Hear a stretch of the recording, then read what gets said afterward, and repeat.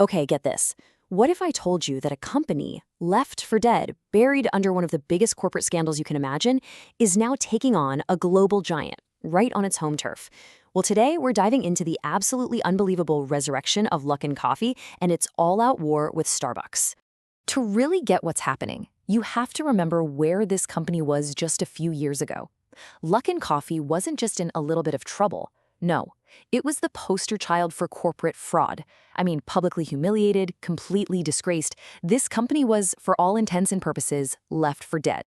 So here's the twist. What if I told you that very same company isn't just back from the grave, but is now bigger than Starbucks in China and is planting its flag right here on American soil?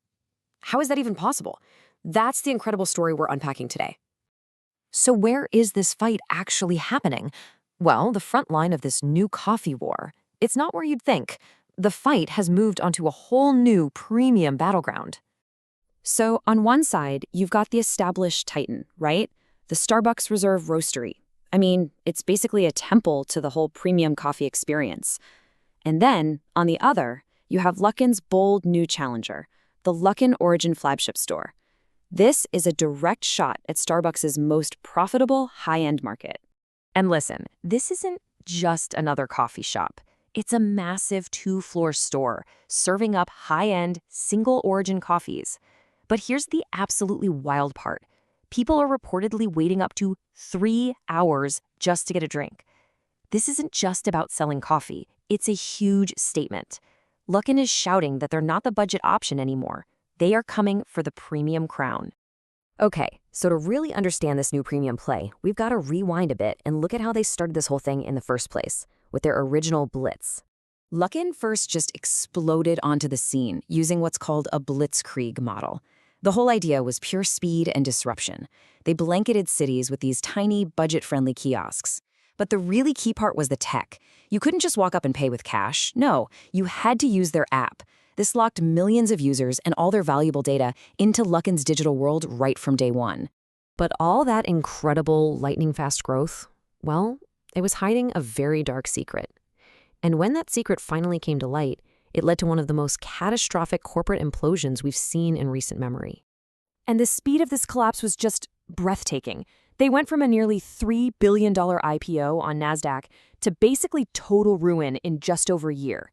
It came out that their sales were just fabricated. It wasn't a mistake. It was a massive fraud that made their stock completely worthless. For Luckin, it looked like game over.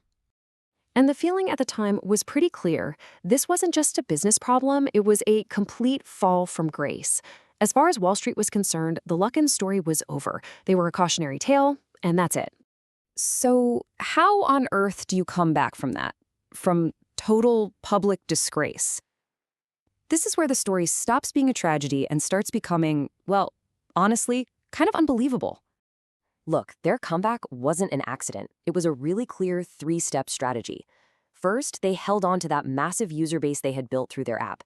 Second, they launched these brilliant viral collaborations. And third, while everyone else was busy writing their obituary, they just kept expanding relentlessly. And their marketing was just genius. They partnered with Mao Tai, this super premium Chinese spirit, and created a liquor-infused latte that went completely viral. They tapped into pop culture with the Minions, jumped on the hype of a hit video game. They weren't just selling coffee anymore. They were creating these cultural moments that people just had to be a part of. So let's look at the results of that comeback strategy. And you might want to prepare yourself because these numbers are simply staggering. So in China today, Starbucks has just over 8,000 stores. That's an impressive footprint, right? While Luckin, they have 30,000. That is not just a small lead. That is overwhelming market dominance. They have fundamentally completely redrawn the coffee map of China. But it's not just about the number of stores. It's about momentum. While Starbucks' revenue in China grew a respectable 6%, Luckin's grew by a staggering 48%. Think about that for a second. They aren't just bigger, they are growing 8 times faster. So, with the Chinese market now firmly in its grip, Luckin is looking beyond its borders. The comeback story is officially going global. And this isn't some distant 5-year plan. No, this is happening right now. As of early 2026, Luckin already has 10 stores open and operating in New York City. They are planting their flag directly in Starbucks' home territory. And New York is just the start of a much bigger international push. They've already established a major presence in Singapore with 68 stores and are rapidly expanding in Malaysia with another 45. And here's the final, and maybe the most audacious move of them all. The company's CEO is now hinting at plans to relist on a U.S. stock exchange. I mean, can you even imagine that? Returning to the very market that cast you out in disgrace? It would be the ultimate symbol of their turnaround. Which leaves us with this one massive, forward-looking question.